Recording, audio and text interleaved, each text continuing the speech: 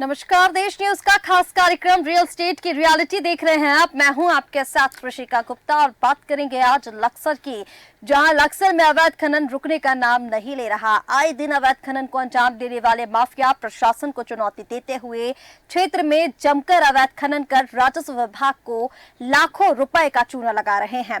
आप तस्वीरों में साफ देख सकते हैं किस तरह से लक्सर के महतौली गांव के पास खेतों में अवैध खनन को अंजाम दिया जा रहा है। बावजूद उसके प्रशासन इस पर अंकुश लगाने में नाकाम है।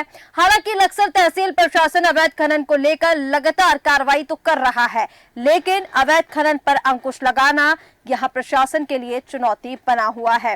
तस्वीरों में आप देखिए किस तरह से अवैध खनन को अंजाम दिया जा रहा है और इसी मुद्दे पर आज खास चर्चा करेंगे। खास पैनल हमारे साथ जुड़ेगा, लेकिन उसके पहले आइए आपको सुनाते हैं एसडीएम गोपाल सिंह चौहान ने क्या कुछ कहा। शिकायतें मुझे लगातार मिल रही है और लगातार मैं पटवारी को भी मौके पे भेज रहा हूँ और आज भी मुझे शिकायत मिली है। तो लेखपाल द्वारा जो मुझे बताया गया है कि 2-3 दिन पहले भी ये लोग गए थे, फील्ड में गए थे। हालांकि ट्रैक्टर वाले तो हाथ लगे नहीं, लेकिन जिस खेत से मिट्टी उठी है उसकी इन्होंने पैमाइश कर दी है और जो भी अवैध खनन में जो भी कार्रवाई होगी उसके खिलाफ कार्रवाई की जाएगी। इसके अलावा सघन चेकिंग के लिए मैं बता दिया है कि ऐसे लोगों को चिन्हित करो। हमारे पास फ़ोन नंबर वगैरह भी आ गए हैं, उनको हम यहीं ऐसे में बुलवाएंगे और अगर कोई भी खनन से संबंधित कोई भी प्रकार इस तरह का आता है तो उसके खिलाफ हम कार्रवाई। और चलिए, ज्यादा बातचीत के लिए हमारे साथ हरिद्वार ब्यूरो से अर्चना धिंगरा जुड़ चुकी हैं। इसी के साथ हमारे ब्यूरो हेड उत्तराखंड से महेश सैनी हमारे साथ जुड़ चुके हैं। आप दोनों का ही बहुत स्वागत है। लेकिन अर्चना जी, सबसे पहले मैं आपके पास आना चाहूंगी। जिस तरह से लक्सर में हम लगातार अवैध खनन देख रहे हैं और जो हम ये देख रहे हैं कि लगातार प्रशासन को मामला संज्ञान में है, उसके बाद भी कार्रवाई इस पर नहीं हो रही और धड़ल्ले से ये जो अवैध खनन है वो देख पा रहे हैं। वर्तमान में क्या कुछ स्थिति है अर्चना? जैसे कि ऋषिका जी, मैं आपको पूरी बात बताना चाहूंगी कि अवैध खनन यहाँ हरिद्वार में चारों तरफ चौतरफा चल रहा है। जहाँ लक्सर क्षेत्र खनन के मामले में ही माना जाता है कि जहाँ क्रशर की भूमियां हैं और सब कुछ है। क्रशर भी अवैध वहां पे होती है, सब चीज वहां पे अवैध तरीके से होता है। प्रशासन इस पे बहुत एक्टिव है और ताबड़तोड़ कार्रवाई करने के बावजूद वहाँ के माफिया जो है वो सक्रिय हैं। आज भी वो खनन करने से बाज नहीं आ रहे हैं। ऋषिका जी, मैं बताना चाहूंगी आपको कि यहाँ पे मैपाइस भी हो चुकी, मैपाइस के बाद भी भू माफिया यहाँ पे खनन करते हुए नजर आ रहे हैं। जी ऋषिका जी, बिल्कुल ठीक कह रही है अर्चना। जिस तरह से हम लगातार अब ये देख रहे हैं अवैध खनन को लेकर, क्योंकि हम तस्वीरें लगातार अवैध खनन की दिखा रहे हैं और जब हम उत्तराखंड की बात करते हैं तो सरकार की तरफ से हम देखते हैं कि तमाम जो प्रयास हैं इस तरह के खनन को रोकने के लिए किए जाते हैं। जब ऐसे मामले जब सामने आ जाते हैं तो कहीं ना कहीं फिर ये चीजें समझ में आती है कि धरातल पर कितनी नीति रीति कितनी योजनाएं जो है वो काम कर रही हैं। लेकिन अर्चना जी, अभी तक की मैं अगर बात करूं अवैध खनन को लेकर, जिस तरह से हम लक्सर की ये घटना बता रहे हैं, इसको लेकर जिला स्तर के अधिकारियों ने या फिर उच्च स्तर के कोई अधिकारियों ने शिकायत के बाद कोई कार्रवाई ली है, कोई इस पर संज्ञान लिया गया है?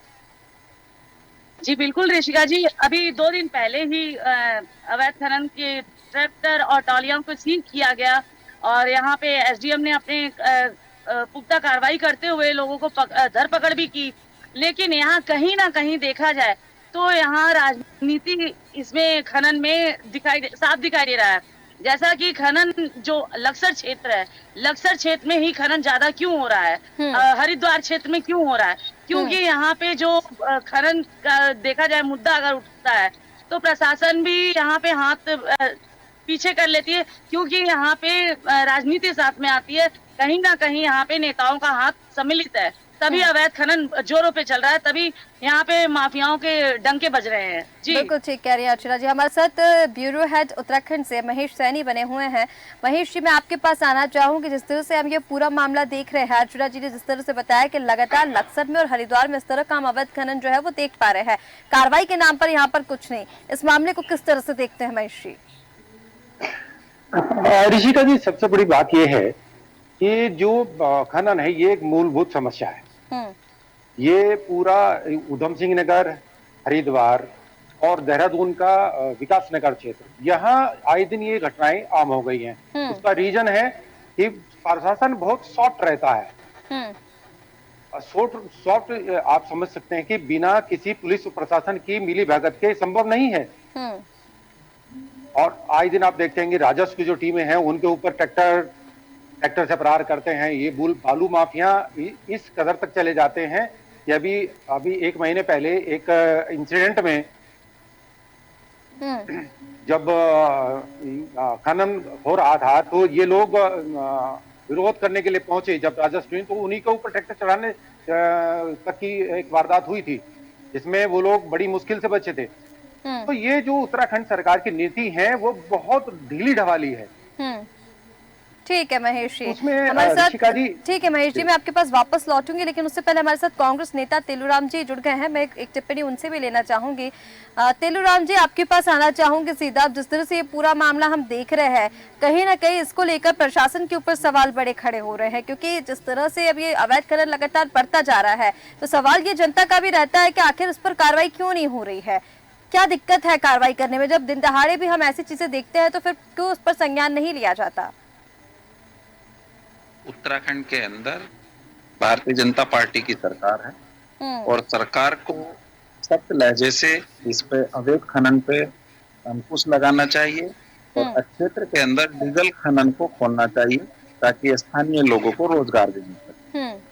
और अवैध खनन को लेकर के अगर ये किया जा रहा है और प्रशासन उस पर अंकुश नहीं लगाया जा रहा है तो निश्चित संशय की बात है कि कहीं ना कहीं सरकार के नुमाइंदे, भारतीय जनता पार्टी के लोग इस काम में जरूर कहीं ना कहीं टच में इन लोगों के साथ रहे होंगे, तभी जाकर के प्रशासन भी इन पर कड़ी कार्रवाई नहीं कर पा रहा है। अब आपने यहाँ पर तेलूराम जी सरकार के ऊपर सवाल तो खड़े कर दिए, लेकिन वहाँ विधायक तो आप ही के हैं, इसमें तो विधायक पर भी तो कोई कार्रवाई होनी चाहिए ना, क्षेत्र में भी तो कोई कार्रवाई होनी चाहिए। लक्सर में तो लगातार बढ़ता जा रहा है, ठीक है आप हरिद्वार को लेकर बोल रहे हैं, लेकिन लक्सर में फिर क्यों बढ़ रहा है? जब आपके विधायक इस पर कार्रवाई क्यों नहीं करते हैं?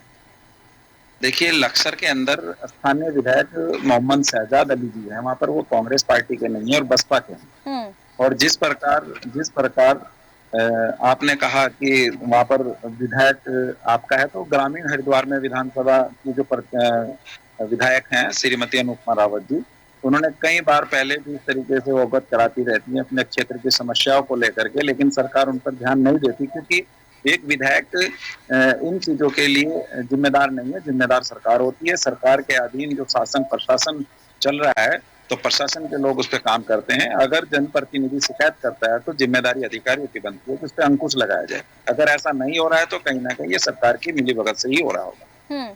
देखिए, सरकार की यहाँ पर जिम्मेदारी तो बनती है तेलूराम जी, लेकिन मैंने आपसे पूछा कि जब विधायक है तो इस पर हम थोड़ी बहुत भी अगर कार्रवाई देख पाते तो हम ये मान सकते थे कि चलो भाई आपके जो विधायक है वो काम कर रहे हैं और इस पर ऐसे चीजों पर कार्रवाई हो रही है, क्योंकि अब ये बहुत गंभीर मामला बनता जा रहा है। अब देखिए लगातार इस तरह की जो घटनाएं वो सामने आ रही है, और जैसे अभी महेश जी ने भी बताया कि इस हद तक इनके हौसले बुलंद हो जाते हैं कि किसी को रौंदने के लिए 2 मिनट के लिए सोचते भी नहीं है।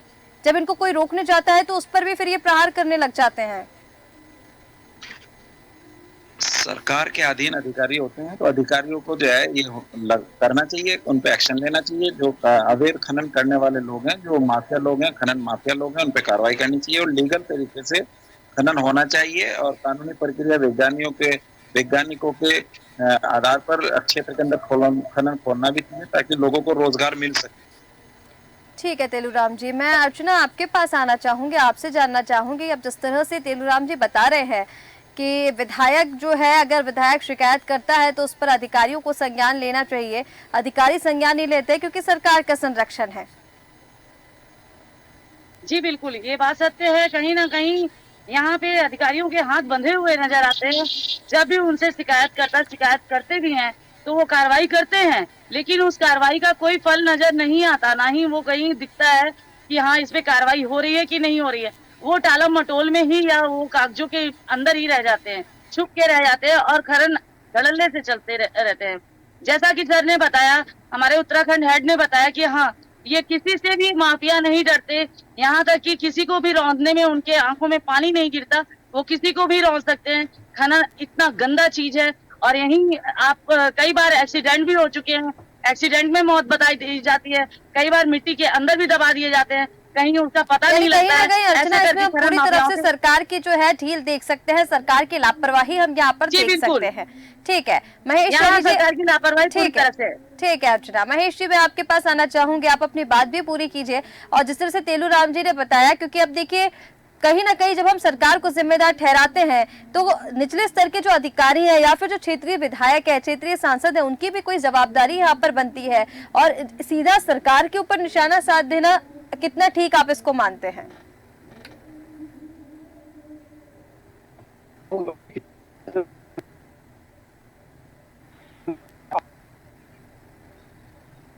पूरे तरीके से बताया था कि किस तरीके की व्यवस्थाएं होनी चाहिए, लेकिन क्या सरकार की ने जो एक कमेटी बनाई थी वो उस कमेटी का अभी तक धरातल पे बहुत कुछ नहीं निकल पाया है। उसका रीजन ऋषिका जी बहुत एक सिंपल साधारण है, जो सफेद पोस्ट लोग हैं उनके बगैर संभव नहीं है। ब्यूरोक्रेट्स को मैनेज करने के लिए सफेद पोस्ट जरूर चाहिए। इसीलिए जो लक्सर विधायक की बात इन्होंने की है वो बीएसपी के विधायक हैं, लेकिन प्रतिपक्ष नेता के रूप में यदि हम बात करें तो यहाँ पर कांग्रेस अपनी बात कह सकते हैं। उसी हरिद्वार से पूर्व मुख्यमंत्री हरीश रावत जी की बेटी हरिद्वार से वहां से विधायक है, तो ऐसा नहीं है कि वो लोग नहीं कहते हैं, लेकिन सवाल इस बात का है कि वो किस तरीके से, क्या इस पे उन्होंने आज तक प्रदर्शन तो नहीं किया है। बिल्कुल। तो कहीं ना कहीं सहमति, मैं ये नहीं कह सकते कि उनकी कहीं मिली भगत है, लेकिन ये भी है कि पुरजोर तरीके से जो होना चाहिए हाउस के अंदर, हाउस के बाहर, वो नहीं हो पा रहा है। बिल्कुल ठीक कह रहे हैं महेश सैनी जी। कहीं ना कहीं तेलूराम जी, मैं आपके पास आना चाहूंगी। नेता प्रतिपक्ष होने के नाते ही आपकी भी कुछ जिम्मेदारी इसको लेकर बनती है। अब देखिए, सरकार भले ही भारतीय जनता पार्टी की है, अब इसको लेकर कार्रवाई हो रही है नहीं हो रही है ये सवाल भी हम उनसे करेंगे, लेकिन आपकी क्या जिम्मेदारी बनती है, आपकी क्या जवाबदारी है? क्या सिर्फ ये कह देने से कि सरकार की मिलीभगत है या फिर सरकार के शय में अधिकारी काम नहीं करते हैं काम चल जाएगा, या फिर आपको इसके लिए कोई कदम भी उठाने होंगे? देखिए, जब भी सरकार की गलतियों पे पर्दा डालना होता है तो विपक्ष को कोसा जाता है, और यही काम हो रहा है कि विपक्ष को कोस करके ये काम नहीं चलने वाला। सरकार को अपनी जिम्मेदारियों का निर्वहन करना पड़ेगा, जनहित के बारे में भी सोचना पड़ेगा, और जो लोग खनन माफिया हैं या अवैध कार्य कर रहे हैं उन पर अंकुश लगाने का काम सरकार का होता है। जनप्रतिनिधि का काम होता है अवगत कराना, और आपके चैनल के माध्यम से सरकार तक की आवाज जारी होगी तो वो इसमें पुनः आवाज को सुन करके जो क्षेत्र के अंदर अवैध कार्य हो रहे हैं, चाहे वो खनन से जुड़े हों चाहे वो दारू से जुड़े हों, इन पे अवैध कार्यों पे अंकुश लगना चाहिए। ठीक है तेलूराम जी। अर्चना जी, आपसे समझना चाहूंगी मैं, अभी तक कितने मामले हम ऐसे देख सकते हैं जिन पर कार्रवाई हुई है, या फिर कोई कार्रवाई हुई ही नहीं है आज तक? अर्चना, से दिखाया गया था स्टेट नदी, रॉ नदी, सुमन नगर नदी, इन पे कार्रवाई हुई है, लेकिन फिर भी कहीं ना कहीं चोरी छिपे वहां पे खनन हो रहे हैं। और जैसा कि हम अभी 2-3 दिन पहले हमारे चैनल के माध्यम से दिखाया गया था अवैध खनन भगवानपुर का, तो वहां पे भी रोक लगी है, वहां पे भी कार्रवाई हुई है, लेकिन कहीं ना कहीं वहां पे भी अभी थोड़ा बहुत काम चल रहा है। अब यहाँ पे भी कार्रवाई तो करते हैं सरकार, यहाँ पे अधिकारी कार्रवाई करते हैं, लेकिन माफिया जो हैं वो कहीं ना कहीं आंखों में धूल झोंककर अपना काम करते हुए नजर आते हैं। यही नहीं, अगर सरकार की बात करें तो चाहे कांग्रेस की सरकार रही है चाहे भाजपा की सरकार रही है, खनन तो यहाँ अवैध होते ही आ रहे हैं। बिल्कुल ठीक है अर्चना, क्योंकि कहीं ना कहीं हम देखते हैं कि अवैध खनन पर अंकुश हमने आज तक लगता हुआ नहीं देखा है, तो सरकार की नाकामी भी हम इसको कह सकते हैं। क्योंकि अब देखिए, सरकार किसी की भी रही हो, आम जनता इससे परेशान है और खामियाजा इसका आम जन को ही उठाना पड़ता है।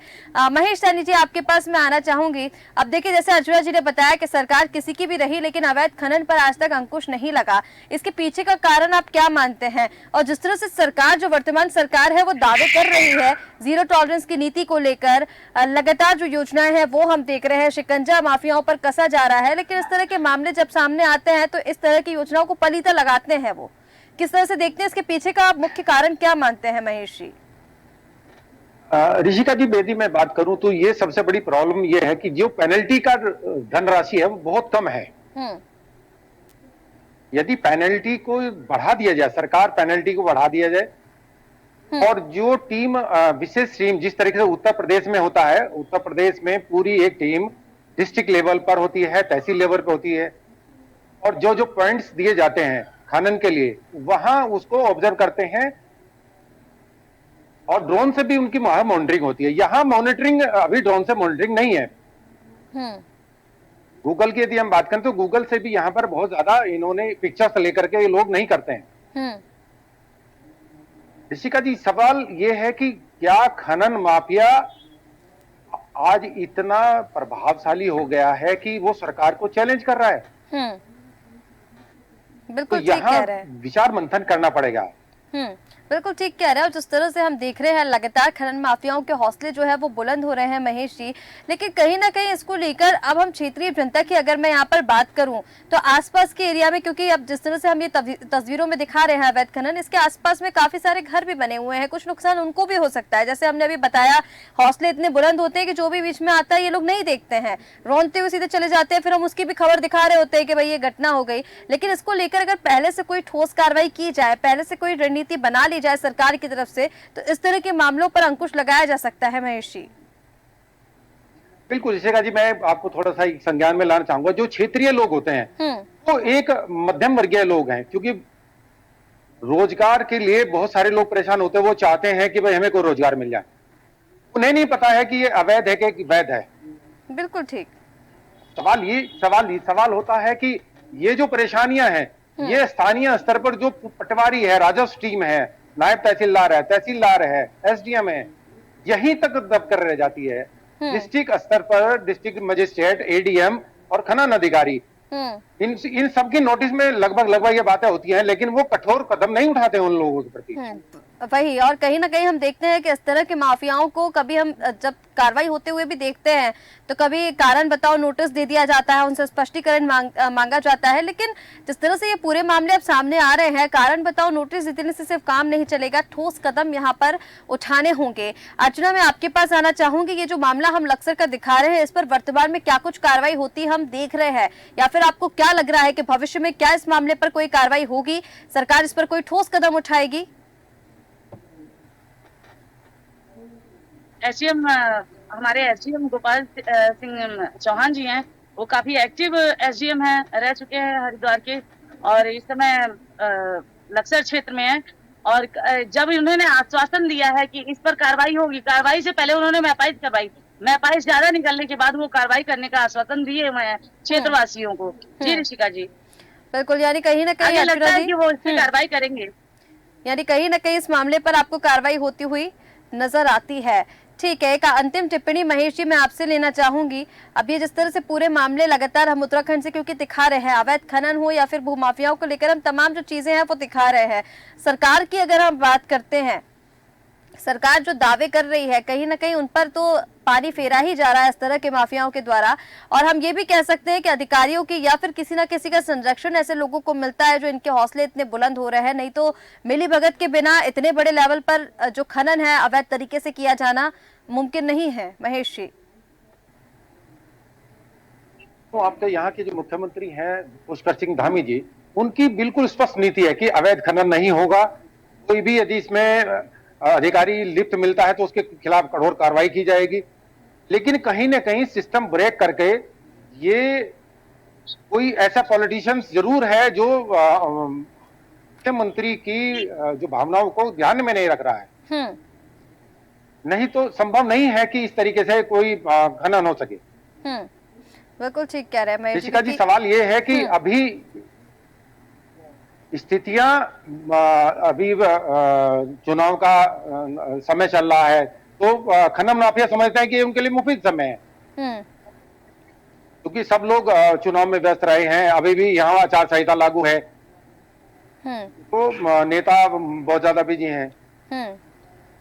और मैं मानता हूं कि यदि कहीं कोई व्यवस्था ठोस रूप से चलेगी तो निश्चित रूप से लगाम लग सकता है।